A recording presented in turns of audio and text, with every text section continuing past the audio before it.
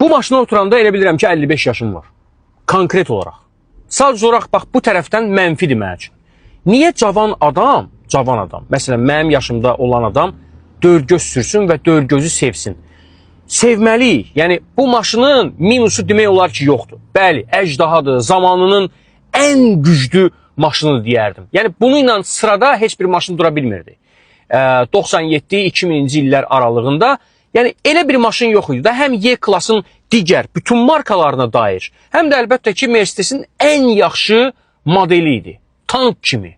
Qardaş, yəni, bu maşında minus yoxdur. Amma ki, yəni, cavan adam bu maşını niyə sevsin və cavan adam bu maşını niyə sürsün?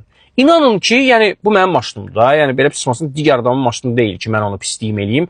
Sürürəm, bəli, uzaq yollara sürürəm, məsafələrə sürürəm, rayona sürürəm, şəhərin içində sürmürəm. Dəfələrlə demişəm ki, dizel şəhər üçün deyil. Amma qardaş, yəni, açıram qapını, otururam maşının içinə, elə bilirəm ki, artıq 39-40 yox, 55 yaşım var. Yəni, özümü çox yaşlı hiss eləyirəm. Yəni, məsələn, 25 yaşında heç, 30-40 yaş arası, 30-45 yaş arası adamlar, bu günləri bu qədər alternativ var da, qardaş. Bax, Çindən danışmıram, Çini qoydum qırağa, sonra deməyin ki, ancaq Çini tərifləyirsən, indi keçirsən Çinə. Yox. Digər markalar, məsələn, Kia Hyundai'nin özündə nə qədər model var? Yəni, təbii ki, bunun alternativləri var. Bunun gücündə, bunun bazburutluğunda, divliyində, tanklığında yox. Yəni, bu heç, bu başqa-başqa temalardır. Amma bu günləri, qardaş, alternativ var da. Dizeli hələ qoyuram qırağa. İndi plug-in hibrid, onu da qoydum qırağa. Benzinlə, məsələn, işləyən.